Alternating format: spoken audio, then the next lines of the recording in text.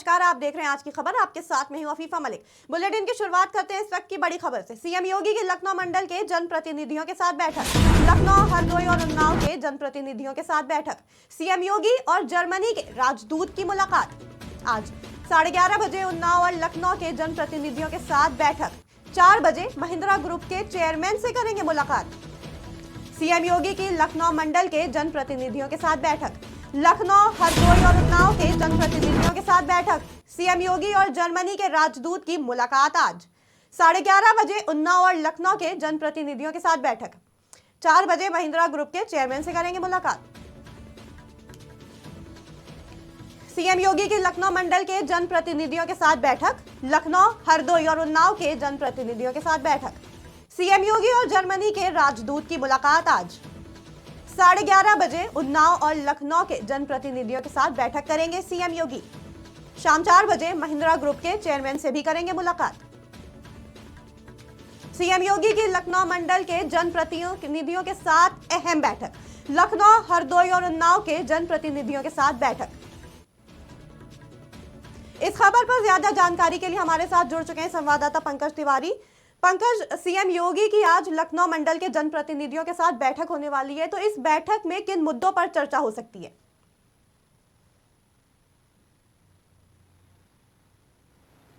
Pankaj, CM योगी की आज लखनऊ मंडल के जनप्रतिनिधियों के साथ बैठक है, तो इस बैठक में किन अहम मुद्दों पर बात हो सकती है?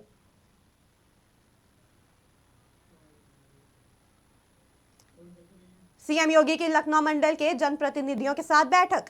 लखनऊ, हरदोई और उन्नाव के जनप्रतिनिधियों के साथ बैठक। सीएम योगी और जर्मनी के राजदूत की मुलाकात हुई। आज 11:30 बजे उन्नाव और लखनऊ के जनप्रतिनिधियों के साथ सीएम करेंगे बैठक। 4 बजे महिंद्रा ग्रुप के चेयरमैन से करेंगे मुलाकात। सीएम योगी की आज अहम बैठक। लखनऊ मंडल के जनप्रतिनिधियों के साथ करेंगे बैठक। लखनऊ, हरदोई और उन्नाव के जनप्रतिनिधियों के साथ सीएम की बैठक। सीएम योगी और जर्मनी के राजदूत की मुलाकात। पंकज, सीएम योगी की आज लखनऊ मंडल के जनप्रतिनिधियों के साथ बैठक है। इस बैठक में किन अहम मुद्दों पर बात हो सकती है?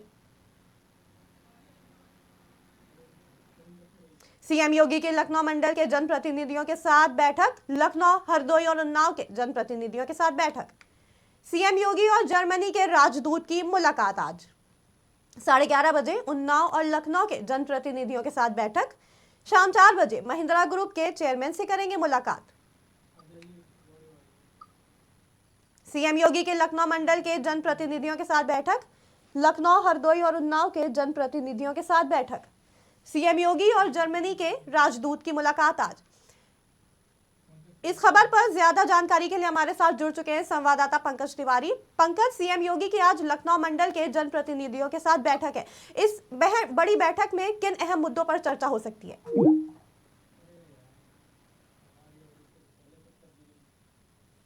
सीएम योगी के लखनऊ मंडल के जनप्रतिनिधियों के साथ बैठक।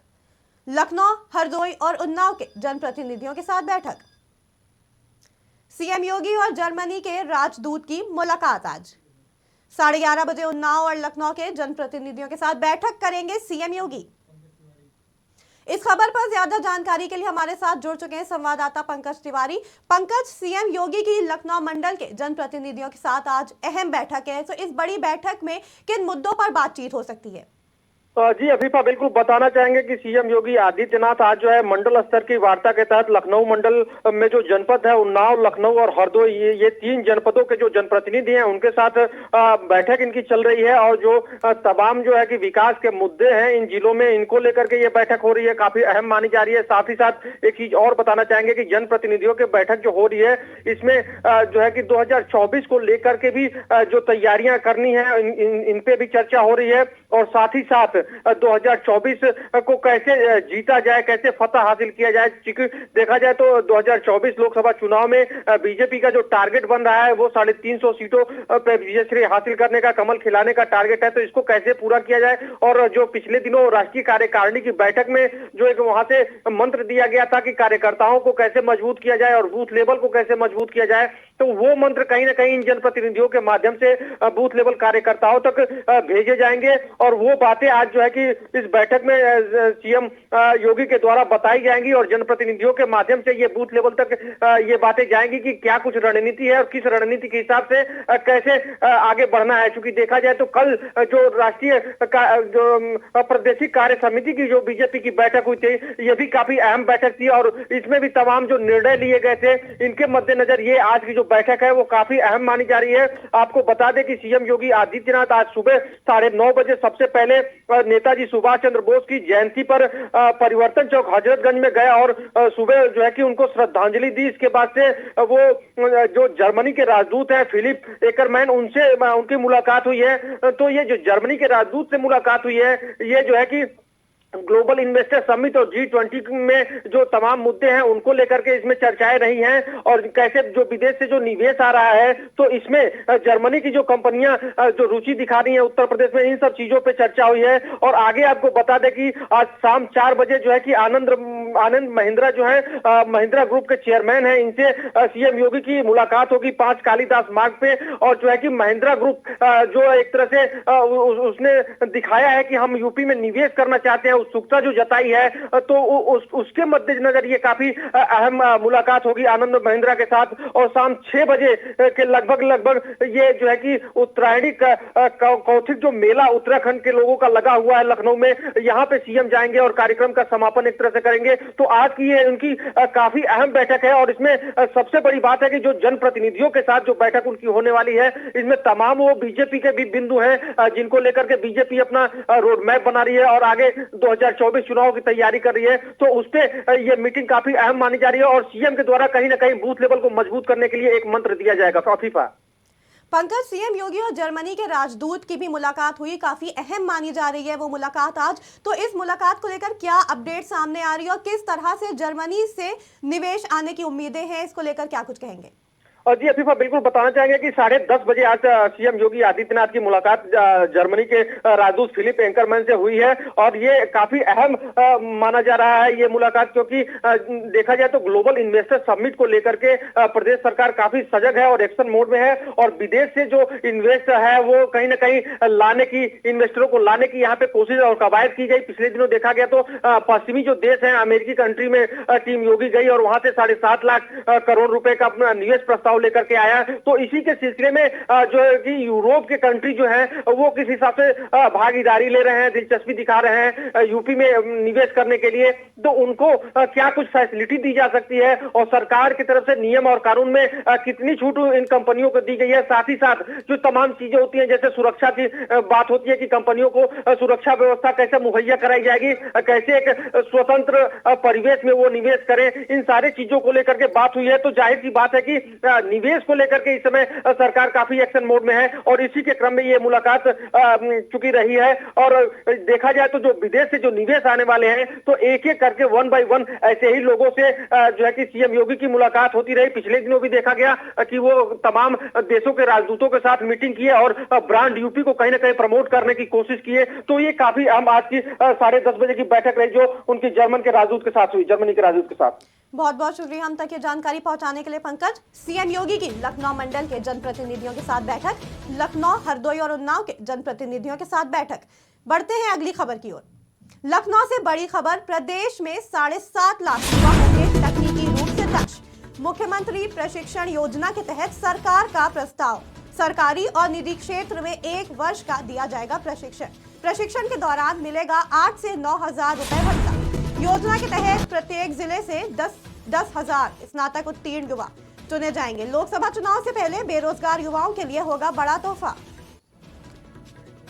इस खबर पर ज्यादा जानकारी के लिए हमारे साथ जुड़ चुके हैं संवाददाता पंकज तिवारी।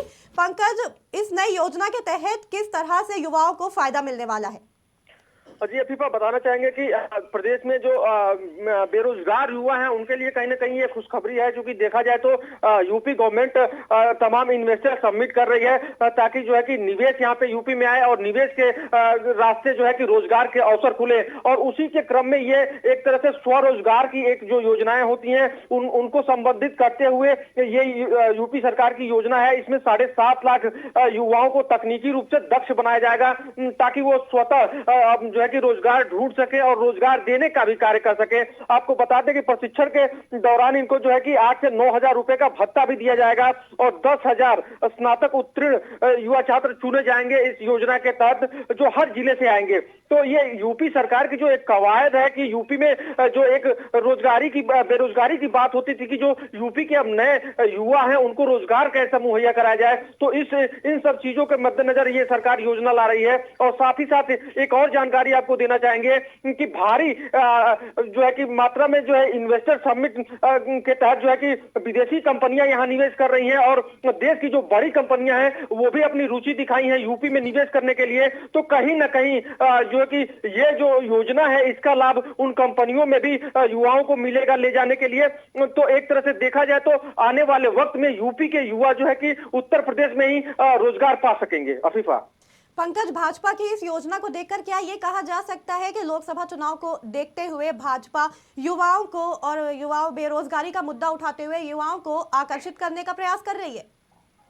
जी बिल्कुल अफीफा, बताना चाहेंगे कि देखिए कोई भी चुनाव हो उसमें युवाओं की भूमिका जो है कि यूपी में जो है कि पूरे देश में भी युवाओं की भूमिका होती है, लेकिन खासकर यूपी की बात की जाए तो यूपी में युवाओं की भूमिका बहुत अहम होती है। तो लोकसभा चुनाव भी आने वाले हैं और तमाम तरह के मुद्दे होते हैं, चुनावी रणनीतियां होती हैं, तो उसको भी कहीं ना कहीं साधने की बीजेपी की तरफ से और गवर्नमेंट की तरफ से एक कोशिश ये की गई है, क्योंकि हर पार्टी का अपना मुद्दा होता है और जो है कि विकास और महंगाई और बेरोजगारी, ये तमाम मुद्दे जो होते हैं जिनपे सरकार आगे बढ़ती है और बताने की कोशिश करती है कि अपने स्टेट के युवाओं को हमने क्या क्या दिया, अपने प्रदेश की जनता को हमने क्या दिया। तो बीजेपी इसी क्रम में ये योजना चला रही है कि जो है कि युवा कहीं असंतुष्ट न हो और विपक्ष इस बेरोजगारी के मामले को मुद्दा बना के चुनाव में न उतरे, जिससे बीजेपी को नुकसान हो सकता है। तो कहीं ना कहीं ये एक तरह से देखा जाए तो जो राजनीतिक परिप्रेक्ष्य है ये भी इसमें दिखाई दे रहा है और उसको साधते हुए ये सरकार की योजना है।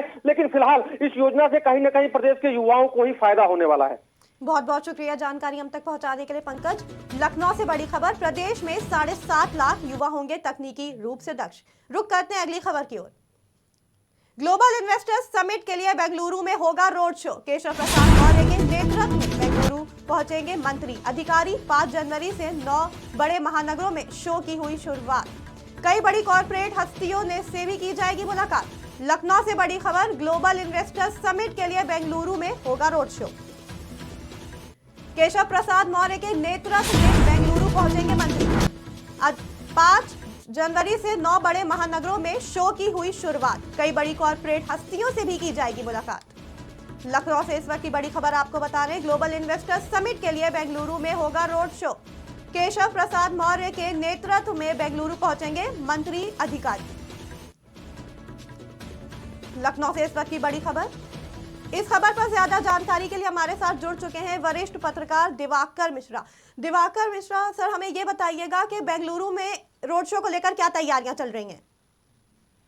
जी अफीफा, बताना चाहेंगे कि ये जो ग्लोबल इन्वेस्टर समिट होने वाला है 10 से 12 फरवरी को लखनऊ के इंदिरा गांधी प्रतिष्ठान में, उसको लेके योगी सरकार की तैयारियां बहुत तेज हो चुकी हैं, क्योंकि ये समय नजदीक आ रहा है। आपको जैसा कि पता भी है कि पीछे भी विदेशों में भी उत्तर प्रदेश के तमाम वरिष्ठ मंत्रियों ने रोड शो किया था और स्वयं मुख्यमंत्री योगी ने इस ग्लोबल इन्वेस्टर समिट की कमान संभाली है और वो स्वयं कई जगह जाकर के उन्होंने रोड शो किया है और विदेशों से भी इनको बहुत बड़ा इन्वेस्टमेंट मिला है। करीब 7 लाख करोड़ का इन्वेस्टमेंट इनको मिल चुका है, MOU साइन हो चुके हैं और इसके लिए जो प्लान बनाया था योगी सरकार ने, उसके अनुसार 5 जनवरी से देश के बड़े बड़े शहरों में रोड शो किया जा रहा था और वहां से उद्योगपतियों को और बड़े बिजनेसमैन को इन्वेस्ट करने के लिए आकर्षित किया जा रहा था। उसी क्रम में आज 23 जनवरी को बेंगलुरु में उप मुख्यमंत्री केशव प्रसाद मौर्य के नेतृत्व में रोड शो होने वाला है, जिसके लिए पूरी तैयारियां हो चुकी हैं और वहां पे अधिकारी और अन्य मंत्रीगण पहुंच चुके हैं और अभी थोड़ी देर बाद वहां पे रोड शो होगा। बता दूं अफीफा कि इससे पहले 5 जनवरी को वो देश के अंदर जो रोड शो होने वाले थे उसमें सबसे पहले मुंबई में 5 जनवरी को स्वयं योगी आदित्यनाथ ने रोड शो किया था और मुंबई में सारे बड़े उद्योगपतियों के साथ, जिसमें अंबानी, अडानी, इन सारे लोगों के साथ उन्होंने बैठक की थी और उनको उत्तर प्रदेश में इन्वेस्ट करने के लिए आमंत्रित किया था। 5 जनवरी के बाद चेन्नई में 9 जनवरी, नई दिल्ली में 13 जनवरी, कोलकाता में 16 जनवरी, हैदराबाद में 18 जनवरी और अहमदाबाद में 20 जनवरी को रोड शो पूरा हो चुका है। जी अफीफा। दिवाकर जी, ग्लोबल इन्वेस्टर्स समिट को देखते हुए प्रदेश में भी और प्रदेश के बाहर भी काफी उत्साह देखा जा रहा है, तो आज ये जो रोड शो होने वाला है बेंगलोर में, इसमें कौन कौन शामिल होंगे और कौन सी कॉर्पोरेट हस्तियों से मुलाकात की जाएगी? जी अभी ये इसमें मुख्य रूप से तो केशव प्रसाद मौर्य जी के नेतृत्व में जो उप मुख्यमंत्री हैं उनके नेतृत्व में अधिकारियों का पूरा दल, जिसमें सारे बड़े अधिकारी हैं और ये जिसमें जितने भी बेंगलुरु से में बड़े उद्योगपति हैं उन सभी से मुलाकात की ये मुलाकात प्रस्तावित है। देखने वाली बात ये होगी कि मुख्यमंत्री उप मुख्यमंत्री कितना इन्वेस्टमेंट लेकर के आ सकते हैं इस रोड शो के द्वारा। जी अफीफा, बहुत बहुत शुक्रिया हम तक ये जानकारी पहुंचाने के लिए दिवाकर जी। लखनऊ से इस वक्त की बड़ी खबर आपको बता रहे थे, ग्लोबल इन्वेस्टर्स समिट के लिए बेंगलुरु में होगा रोड शो। रुक करते अगली खबर की ओर। लखनऊ से बड़ी खबर, यश भारती की तर्ज पर यूपी गौरव सम्मान, भाजपा शुरू करने जा रही है यूपी गौरव सम्मान। सपा के यश भारती सम्मान की तर्ज पर शुरुआत। योजना के लिए 50 लाख की धनराशि स्वीकृत। 4 विभूतियों को 11-11 लाख की राशि दी जाएगी। लखनऊ से बड़ी खबर, यश भारती की तर्ज पर यूपी गौरव सम्मान, भाजपा शुरू करने जा रही है यूपी गौरव सम्मान। सपा के यश भारती सम्मान की तर्ज पर शुरुआत। योजना के लिए 50 लाख की धनराशि स्वीकृत। 4 विभूतियों को 11-11 लाख की राशि दी जाएगी। लखनऊ से इस वक्त की बड़ी खबर, यश भारती की तर्ज पर यूपी गौरव सम्मान, भाजपा शुरू करने जा रही है यूपी गौरव सम्मान। सपा के यश भारती सम्मान की तर्ज पर शुरुआत। योजना के लिए 50 लाख की धनराशि स्वीकृत। इस खबर पर ज्यादा जानकारी के लिए हमारे साथ जुड़ चुके हैं संवाददाता पंकज तिवारी। पंकज तिवारी, यूपी गौरव सम्मान के बारे में हमें बताइएगा। बिल्कुल अफीफा, बताना चाहेंगे कि देखिए, पहले यश भारती सम्मान दिया जाता था, जो विशेष क्षेत्रों में उत्कृष्ट जो है कि योगदान देते थे उन लोगों को ये सम्मान दिया जाता था। और इसी तर्ज पे अब ये भाजपा की सरकार यूपी गौरव सम्मान की शुरुआत की है। और भाजपा की सरकार ने ये जो सम्मान की बात कही है वो तमाम जो है कि जो क्षेत्र है जिसमें उत्कृष्ट कार्य करने के लिए दिया जाएगा। और ये जो है कि जो क्षेत्र है,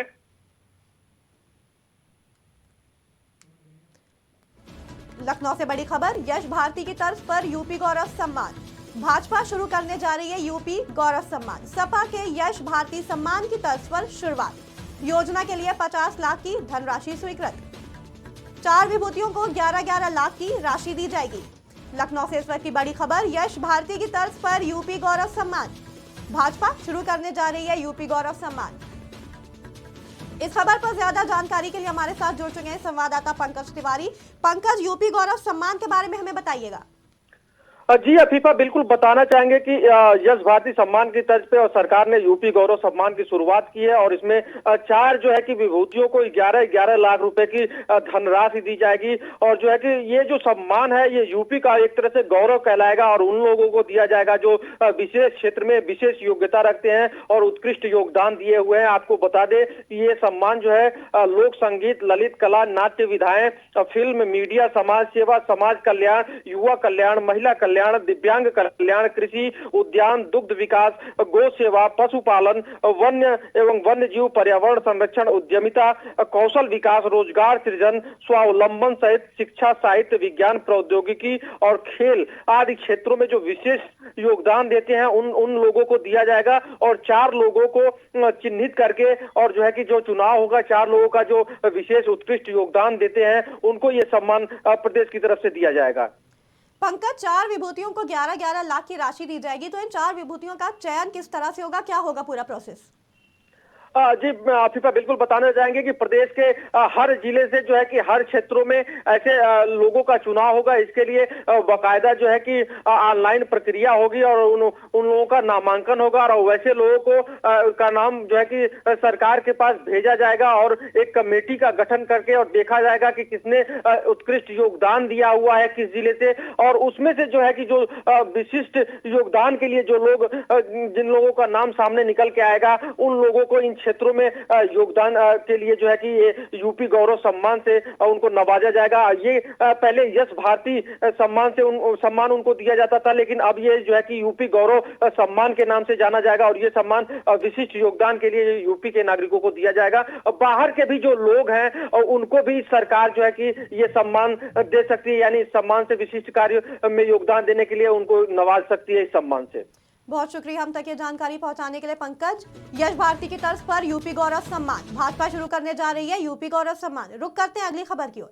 रामचरितमानस को लेकर सपा नेता का विवादित बयान, स्वामी प्रसाद मौर्य ने दिया विवादित बयान के बाद मचा बवाल। बयान को भाजपा ने बताया सपा का एजेंडा। बयान पर भाजपा प्रवक्ता राकेश त्रिपाठी ने दी प्रतिक्रिया। बोले स्वामी के बयान का खामियाजा सपा को भुगतना पड़ेगा, जब तक भाजपा में थे नहीं करते थे बदजुबानी।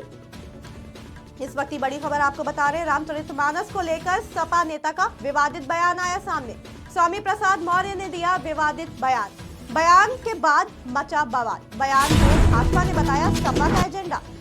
बयान पर भाजपा प्रवक्ता राकेश त्रिपाठी ने दी प्रतिक्रिया। बोले स्वामी के बयान का खामियाजा सपा को भुगतना पड़ेगा। कहा जब तक भाजपा में थे नहीं करते थे बदजुबानी। स्वामी प्रसाद मौर्य जब तक भारतीय जनता पार्टी में थे तब तक कभी भी उनके मुंह से कोई बदजुबानी नहीं सुनी, लेकिन जब से समाजवादी पार्टी के साथ गए तो उन्होंने जानबूझ करके समाजवादी पार्टी के एजेंडे के तहत हिंदुओं को अपमानित करने के लिए और तुष्टीकरण करने के लिए आज वो रामचरितमानस का इस तरह से विरोध करने का काम कर रहे हैं। और जबकि यह बात सच है कि हर घर घर में रामचरितमानस गाई जाती है, जनता से पूरी तरह से कट गए हैं और इसीलिए गोस्वामी तुलसीदास जी की आज रामचरितमानस का अपमान करने का प्रयास कर रहे हैं। और इसका खामियाजा समाजवादी पार्टी को भुगतना पड़ेगा। जब भी चुनाव होंगे तो जनता इसका जवाब ईवीएम में अपना बटन दबा करके देगी। रामचरितमानस को लेकर सपा नेता का विवादित बयान, स्वामी प्रसाद मौर्य ने दिया विवादित बयान के बाद मचा बवाल। बयान को भाजपा ने बताया सपा का एजेंडा। इस खबर पर ज्यादा जानकारी के लिए हमारे साथ वरिष्ठ पत्रकार दिवाकर मिश्रा जुड़ चुके हैं। दिवाकर जी, सबसे पहले तो ये बताइएगा कि रामचरितमानस को लेकर सपा नेता स्वामी प्रसाद मौर्य ने क्या बयान दिया है? जी अफीफा, बताना चाहूंगा कि ये समाजवादी पार्टी के नेता और वर्तमान में एमएलसी हैं। स्वामी प्रसाद मौर्य बड़े नेता हैं, उत्तर प्रदेश के बड़े नेता माने जाते हैं, बसपा सरकार में मंत्री भी रह चुके हैं और उन्होंने बहुत ही विवादित बयान दिया है रामचरितमानस को लेकर। उन्होंने कहा कि रामचरितमानस एक दकियानूसी साहित्य है जिसमें पिछड़ों और दलितों को गाली दी गई है और उसे प्रतिबंधित कर दिया जाना चाहिए। एक चैनल से बातचीत कर रहे थे, उस दौरान इन्होंने रामचरितमानस को लेकर कई विवादित बातें कही। उन्होंने ये भी कहा कि कई करोड़ लोग ऐसे हैं जो रामचरितमानस को नहीं पढ़ते हैं, सब बकवास है जिसे तुलसीदास ने अपनी खुशी के लिए लिखा है। और सरकार को संज्ञान में लेते हुए रामचरितमानस से उसके आपत्तिजनक अंश को बाहर कर देना चाहिए या फिर इस पूरी पुस्तक को ही बैन कर देना चाहिए। उन्होंने ये भी कहा कि किसी भी धर्म में किसी को गाली देने का कोई अधिकार नहीं है। तुलसीदास के रामायण की एक चौपाई है जिसमें वह शूद्रों को अधम जाति का होने का सर्टिफिकेट दे रहे हैं। ब्राह्मण भले ही लंपट, दुराचारी, अनपढ़ और गंवार हो, लेकिन उसे पूजनीय बताया है, जबकि शूद्र ज्ञानी विद्वान हो फिर भी उसका सम्मान मत करिए। स्वामी प्रसाद मौर्य ने यह भी कहा कि अगर यही धर्म है तो ऐसे धर्म को मैं नमस्कार करता हूं, ऐसे धर्म का सत्यानाश हो जो हमारा सत्यानाश चाहता है। इस तरह की बातें स्वामी प्रसाद मौर्य ने की है, जिसको लेकर बहुत सारी तीखी प्रतिक्रियाएं भी आ रही हैं। अभिपा दिवाकर जी, क्योंकि सपा नेता ने एक बड़ा विवादित बयान दिया है तो विपक्षी पार्टियों ने इसका किस तरह से विरोध किया है? जी मैं आपको बताना चाहूंगा अफीफा की इसकी शुरुआत मैं थोड़ा आपको पीछे ले जाना चाहता हूं कि रामचरितमानस के विवाद की शुरुआत, रामचरितमानस को लेकर विवादित बयान देने की शुरुआत 11 जनवरी को हुई थी, जब बिहार के शिक्षा मंत्री चंद्रशेखर ने एक विवादित बयान दिया था। नालंदा मुक्त विश्वविद्यालय के दीक्षांत समारोह में बिहार के शिक्षा मंत्री चंद्रशेखर ने कहा, श्री रामचरितमानस को समाज में नफरत फैलाने वाला ग्रंथ बताया था।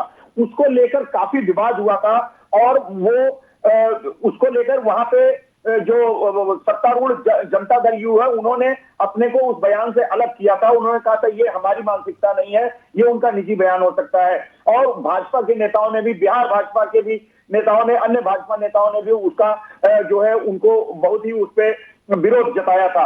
और इसी तरह से जैसा अभी आपने अपने न्यूज में बताया कि राकेश त्रिपाठी भाजपा के प्रवक्ता ने बयान किया, उनका विरोध किया। इसके अलावा भाजपा नेता अपर्णा यादव ने भी स्वामी प्रसाद मौर्य के इस बयान पर तीखी प्रतिक्रिया व्यक्त व्यक्त की है। कल बुलंदशहर में वो थी और बुलंदशहर के एक कार्यक्रम के दौरान उन्होंने इनको स्वामी प्रसाद मौर्य को कहा कि ये जो है ये उनकी निकृष्ट मानसिकता को दर्शाता है, रामचरितमानस पर इस तरह की टिप्पणी करना, और ये वो अपने चरित्र के बारे में बता रहे थे। अपर्णा यादव ने यहाँ ये भी कहा कि आज भी भारत में कहा जाता है बेटा हो तो राम जैसा। राम भारत के चरित्र है, राम किसी एक धर्म या मजहब के नहीं है। सबरी के झूठे बेर खाकर श्री राम ने कास्ट बैरियर को तोड़ा, इस तरह का बयान अपर्णा यादव ने दिया था। और अभी तो ये बयानों की शुरुआत हुई है, इस पर विवाद बढ़ना निश्चित रूप से आगे बढ़ेगा इस पर विवाद, और स्वामी प्रसाद मौर्य को अभी और भी विरोध का सामना करना पड़ सकता है। जी अफीफा। दिवाकर जी, स्वामी प्रसाद मौर्य के बयान को सपा का एजेंडा कहा गया है, तो आने वाले वक्त में चुनाव को देखते हुए और यूं भी सियासी सफर को देखते हुए सपा की मुश्किलें किस तरह से बढ़ने वाली हैं? जी देखिए, ये तो भारतीय जनता पार्टी ने कहा है कि ये सपा का जो है एजेंडा आगे बढ़ा रहे हैं स्वामी प्रसाद मौर्य, जैसा कि आपने सुनाया भी। लेकिन इस बारे में जब सपा के प्रवक्ता फखरुल हसन से पूछा गया तो उन्होंने कहा कि हमारी पार्टी सभी धर्मों और परंपराओं का सम्मान करती है। स्वामी प्रसाद मौर्य द्वारा की गई टिप्पणी उनके निजी विचार है, उनका पार्टी से कोई लेना देना नहीं है। और सपा युवाओं, बेरोजगारों और महिलाओं के हक की आवाज उठाती है, इस तरह की बात फखरुल हसन ने कही है। लेकिन विपक्षी और अन्य दलों की अभी टिप्पणियां आनी शेष है। अब जब उनसे पूछा जाएगा तो वो जो उनका विचार होगा वो बताएंगे। लेकिन ये तय है कि स्वामी प्रसाद मौर्य को इस विवादित बयान पर विरोध का सामना करना पड़ेगा आने वाले दिनों में। जी अफीफा जी, बहुत बहुत शुक्रिया हम तक ये जानकारी पहुंचाने के लिए दिवाकर मिश्रा जी। रामचरितमानस को लेकर सपा नेता का विवादित बयान, स्वामी प्रसाद मौर्य ने दिया विवादित बयान। रुक करते हैं अगली खबर की ओर। उन्नाव से बड़ी खबर, लखनऊ कानपुर राजमार्ग पर बड़ा हादसा, डंपर और कार में हुई टक्कर, हादसे में 6 की मौत, अन्य घायल, घायलों का इलाज जारी। दुर्घटना पर सीएम योगी ने जताया दुख। पुलिस अधीक्षक सिद्धार्थ शंकर मीणा ने बताया कि टक्कर के बाद कार कुछ देर तक घसीटती चली गई और खाई में गिरने से पहले एक महिला और उसकी बेटी को भी टक्कर मार गई। उन्नाव से इस वक्त की बड़ी खबर, लखनऊ कानपुर राजमार्ग पर बड़ा हादसा। इस खबर पर ज्यादा जानकारी के लिए हमारे साथ जुड़ चुके हैं संवाददाता अबू तलहा। अबू तलहा, कब, कैसे, किस तरह हुआ यह हादसा, किस तरह डंपर और कार की टक्कर हुई? देखिए अफीफा, बिल्कुल आपको बता दें तो कल देर रात का ये हादसा है जहां एक डंपर ने पहले कार को टक्कर मारी और टक्कर मारने के बाद कार डंपर के साथ घिसती हुई चली गई और खाई में गिर गई। और जिसके बाद रोड पे और भी लोग खड़े थे, उन लोगों को भी डंपर ने कुचल दिया। पूरे हादसे में देखिए 6 लोगों की मौत हो गई है और 2 लोग घायल हैं। फिलहाल इस हादसे के बाद जो तमाम लोग वहां पर मौजूद थे उन्होंने रोड जाम किया और जमकर पुलिस के खिलाफ नारेबाजी की और कई पुलिस कर्मियों के ऊपर पथराव भी किया। फिलहाल इस पूरी घटना को देखते हुए बड़ी तादाद में जो पुलिस फोर्स है वो वहां पर तैनात की गई और किसी तरह से लोगों को शांत कराकर वहां से हटाया गया और जो मृतक थे उनके शव को पोस्टमार्टम के लिए भेजा गया। फिलहाल बताया जा रहा है घटना में माँ बेटी एक थी जो रोड क्रॉस कर रही थी, उनकी मौत हुई और जो कार में सवार लोग थे उनकी भी मौत हो गई। वो लोग किसी तिलक कार्यक्रम से आ रहे थे। फिलहाल इस पूरी घटना को लेकर मुख्यमंत्री योगी आदित्यनाथ ने भी दुख जताया है और साथ साथ अधिकारियों को निर्देश दिए हैं कि जो भी डंपर चालक था उसके खिलाफ सख्त से सख्त कार्रवाई की जाए और जो घायल हुए हैं इसमें उनको समुचित उपचार दिया जाए। लेकिन देखिए लगातार इस तरह की जो हादसे हैं वो बढ़ते चले जा रहे हैं। कहीं ना कहीं जो डंपर चालक है, जो ट्रक चालक है, वो शराब के नशे में गाड़ी चलाते हैं और इस तरह के हादसे होते हैं। तो अब कहीं ना कहीं देखिए सरकार को एक गंभीर कदम उठाना पड़ेगा ऐसे लोगों के ऊपर ताकि इस तरह के जो हादसे हैं वो ना हो सके। जी अफीफा। अबू तलहा, जो लोग इस हादसे में घायल हुए हैं उनको कहां भर्ती कराया गया है और पुलिस ने अब तक क्या कार्रवाई की है? क्या अपडेट है इस पूरे हादसे को लेकर कि पुलिस ने क्या कदम उठाए हैं? देखिए जिस वक्त यह हादसा हुआ था और 6 लोगों की जब घटना में मौत हो गई थी, 6 लोगों के शव स्थानीय लोगों ने देखा तो लोगों ने जमकर विरोध प्रदर्शन किया, पुलिस के ऊपर पथराव भी किया और जो हाईवे था उसको जाम कर दिया था। फिलहाल पुलिस ने कड़ी मशक्कत के बाद लोगों को वहां से हटाया और रोड जो हाईवे है जो जाम हुआ था उसको खाली कराया गया और मृतकों के शव को भेजा गया। फिलहाल जो डंपर चालक है वो मौके से फरार हो गया था। अब पुलिस उसकी गिरफ्तारी में जुटी हुई है और देखिए कि दुखद घटना है, 6 लोगों की मौत हो गई। एक माँ बेटी थी जो रोड क्रॉस कर रही थी, उनकी भी मौत हो गई। जो कार सवार थे उनकी भी मौत हो गई और टक्कर के बाद डंपर से जो कार है वो घिसती हुई लगभग आधे से 1 किलोमीटर तक चलती चली गई। तो देखिए कहीं ना कहीं डंपर चालक जो था उसकी बड़ी लापरवाही और ऐसे में डंपर चालक के ऊपर सख्त से सख्त कार्रवाई होनी चाहिए ताकि इस तरह की जो घटना है वो आगे भविष्य में ना हो सके। जी अफीफा। अबू तलहा, इस तरह के हादसे आए दिन सुनने को मिलते हैं, तो प्रशासन की तरफ से कोई ठोस कदम क्यों नहीं उठाया जाता है? अगर ऐसा कुछ था कि जो चालक था वो शराब के नशे में धुत था, तो शराबबंदी जैसा कदम क्यों नहीं उठाया जा रहा है? क्यों नहीं कोई ठोस कदम उठाए जा रहे हैं ताकि आगे इस तरह के एक्सीडेंट्स ना हो? देखिए, लगातार सरकार ऐसी चीजों को लेकर, ऐसे हादसे को लेकर अभियान भी चलाती है और जागरूकता अभियान भी चलाते हैं ताकि जो ड्राइवर्स हैं वो शराब के नशे में गाड़ी ना चलाएं या उनको कोई दिक्कत हो, इस तरह के हादसे ना हो सके। इससे पहले अगर हम बीते महीनों की बात करें तो एक बस चालक था जो गाड़ी चला रहा था और उसको हार्ट अटैक आ गया था। हार्ट अटैक की वजह से बस जाके लड़ गई और कई लोग घायल हुए थे। तो ऐसे में देखिए, सरकार की तरफ से गाइडलाइन भी जारी की गई थी, जो भी सरकारी बस होती है या इस तरह के ट्रक चलते हैं, वो लोग अगर गाड़ी चलाने जा रहे हैं और अगर उनको किसी चीज की दिक्कत हो तो वो पहले पूरे अपना इलाज करा रहे या स्वास्थ्य विभाग से मदद ले लें कि और जांच करा लें, तब इस तरह की गाड़ी चलाएं। पर देखिए, जो सरकार की तरफ से इस तरह के आदेश जारी किए जाते हैं, पर जो निचले स्तर के अधिकारी हैं और जो इस तरह के ट्रक चालक है या डंपर चालक है, वो इसको गंभीरता से नहीं लेते और यही वजह है कि इस तरह के हादसे होते हैं। तो अब कहीं ना कहीं देखिए, सरकार को एक कड़ा कदम उठाने की जरूरत है ताकि इस तरह के हादसे जो है जो थम सके। और जरूरी ये है कि और जो जागरूकता अभियान चलाए जाते हैं सरकार की तरफ से ज्यादा जागरूकता अभियान चलाए जाए ताकि जो लोग जागरूक नहीं हो पा रहे, जो ड्राइवर्स हैं, जो ट्रक चालक है, जो डंपर चालक है, जो बस चालक है, जो लोग जागरूक नहीं हो पा रहे हैं, वो लोग जरूर जागरूक हो। जी अफीफा, शुक्रिया हम तक ये जानकारी पहुंचाने के लिए। अबू तलहा, आपको बता रहे थे लखनऊ कानपुर राजमार्ग पर बड़ा हादसा, डंपर और कार में हुई टक्कर। रुक करते हैं अगली खबर की ओर। गणतंत्र दिवस परेड में अयोध्या का दीपोत्सव भी दिखेगा। प्रदेश की झांकी दीपोत्सव पर होगी आधारित। झांकी में राम की पैड़ी और पुष्पक विमान भी दिखेगा। पिछले साल काशी विश्वनाथ कॉरिडोर दिखाया गया था। सभी राज्यों की झांकियों में प्रथम स्थान मिला था। लखनऊ से इस वक्त की बड़ी खबर, गणतंत्र दिवस परेड में अयोध्या का दीपोत्सव भी दिखेगा। उत्तर प्रदेश की झांकी में दीपोत्सव पर होगी आधारित। झांकी में राम की पैड़ी और पुष्पक विमान भी दिखेगा। पिछले साल काशी विश्वनाथ कॉरिडोर दिखाया गया था। सभी राज्यों की झांकियों में प्रथम स्थान मिला था। इस खबर पर ज्यादा जानकारी के लिए हमारे साथ जुड़ चुके हैं संवाददाता अबू तलहा। अबू तलहा, अयोध्या के दीपोत्सव को इस बार गणतंत्र दिवस की झांकी में दिखाया जाएगा। क्या क्या दिखाया जाएगा झांकी में अयोध्या दीपोत्सव को लेकर, हमें बताइएगा। देखिए अफीफा, आपको बता दें तो उत्तर प्रदेश में भव्य तरीके से जो 26 जनवरी की परेड होती है वो निकाली जाती है और हर बार किसी ना किसी थीम पर वो जो झांकी है वो आधारित होती है। इस बार की जो थीम है वो अयोध्या दीपोत्सव पर रखी गई है, क्योंकि देखिए भव्य तरीके से अयोध्या में दीपोत्सव का जो कार्यक्रम है वो मनाया जाता है और ऐसे में जो झांकी के जरिए तमाम लोगों को ये दिखाया जाएगा कि कितना भव्य जो दीपोत्सव मनाया गया था अयोध्या में वो दिखाया जाएगा। साथ साथ देखिए, उत्तर प्रदेश की झांकी इस बार राम के आगमन की खुशी में अयोध्या के दीपोत्सव पर आधारित है। और आपको बता दें कि झांकी के आगे के हिस्से में श्री राम के कुल गुरु ऋषि वशिष्ठ दिखेंगे और उसके साथ ही दीप भी दिखेंगे। बीच के हिस्से की बात की जाए तो बीच के हिस्से में श्री राम के अयोध्या आगमन पर पूरा नगर को दीपों से सजाया गया है, वो दिखाया जाएगा। तो देखिए, तमाम जो चीजें हैं उसको अच्छा बनाने की कोशिश की जा रही है और हर बार की जो थीम होती है जो झांकी की, वो इस बार की थीम काफी अलग है और कहीं ना कहीं देखिए लोगों को इस बार की जो थीम है झांकी की वो लोगों को ज्यादा पसंद आएगी, क्योंकि पिछली बार की बात की जाए तो पिछली बार विश्वनाथ कॉरिडोर दिखाया गया था और उसमें भी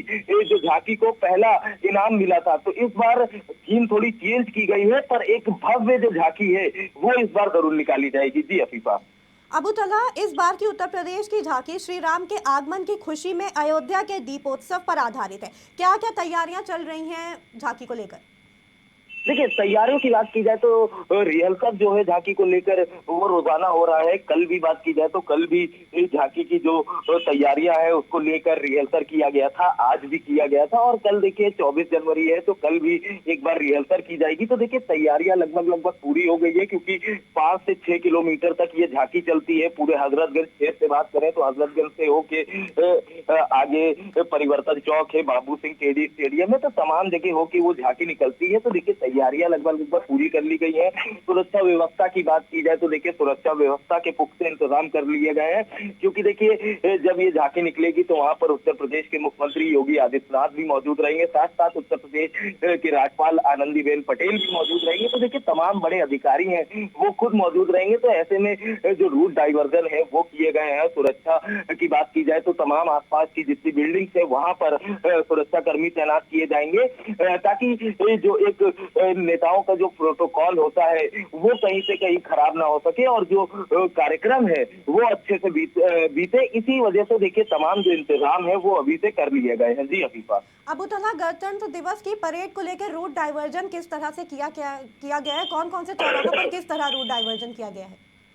देखिए रूट डाइवर्जन की बात की जाए तो देखिए हजरतगंज विधानसभा के से होते हुए जो परेड है वो मेन परिवर्तन चौक केडी सिंह स्टेडियम तक जाती है। तो देखिए रूट डाइवर्जन जो हजरतगंज का क्षेत्र है उसका रूट डाइवर्ट कर दिया गया है। उसको मेन रोड पीछे अगर हम गोमती नगर रिवरफ्रंट की बात करें तो वहां से रूट डाइवर्ट कर दिया गया है और आगे हम हुसैनगंज चौराहे पर अगर पहुंचेंगे तो हुसैनगंज से जो गाड़ियां हैं वो विधानसभा की तरफ नहीं आ पाएंगी और इधर बादशाह नगर से बात करें तो बादशाह नगर के आगे से जो गाड़ियां हैं वो विधानसभा की तरफ नहीं आ पाएंगी। उनके लिए अलग रूट बना दिया गया है ताकि जो लोग बादशाह नगर से आ रहे हैं वो परिवर्तन चौक होकर निकल जाए, जो गोमती नगर से आ रहे हैं वो सीधे हुसैनगंज से निकल आए, ताकि जो 5-6 किलोमीटर का जो रेडियस है जिसमें पूरी ये झांकी होगी, जहां पर ये परेड होगी, वहां पर किसी तरह की कोई गाड़ियां ना आ पाए। तो देखिए रूट डाइवर्जन का जो मैप है वो पूरी तरह से तैयार कर लिया गया है। ट्रैफिक विभाग की बात करें तो ट्रैफिक विभाग पहले से ही इस पर काम कर रहा था और अब जो रूट डाइवर्जन का काम है वो पहले से ही कर लिया गया। और देखिए रूट डाइवर्जन जो है ये 25 तारीख से ही लागू कर दिया जाएगा, क्योंकि 25 तारीख से ही तमाम जो गाड़ियां हैं वो विधानसभा के आसपास नहीं आ पाएंगी, क्योंकि दूसरे दिन जो कार्यक्रम है उसमें मुख्यमंत्री खुद शामिल रहेंगे, राज्यपाल खुद शामिल रहेंगे। तो इसीलिए तो रूट डाइवर्जन है वो एक दिन पहले से कर दिया जाएगा। 25 जनवरी की रात से ही तमाम जो गाड़ियां हैं वो विधानसभा के आसपास नहीं आ पाएंगी। जी अफीफा। शुक्रिया हम तक ये जानकारी पहुंचाने के लिए अबू तलहा। गणतंत्र दिवस परेड में अयोध्या का दीपोत्सव भी दिखेगा। उत्तर प्रदेश की झांकी में दीपोत्सव पर होगी आधारित। झांकी में राम की पैड़ी और पुष्पक विमान भी दिखेगा। पिछले साल काशी विश्वनाथ कॉरिडोर दिखाया गया था। सभी राज्यों की झांकियों में प्रथम स्थान मिला था। तो ये थी इस वक्त की बड़ी खबरें। जुड़े रहें आज की खबर के साथ ताजा तरीन खबरों के लिए।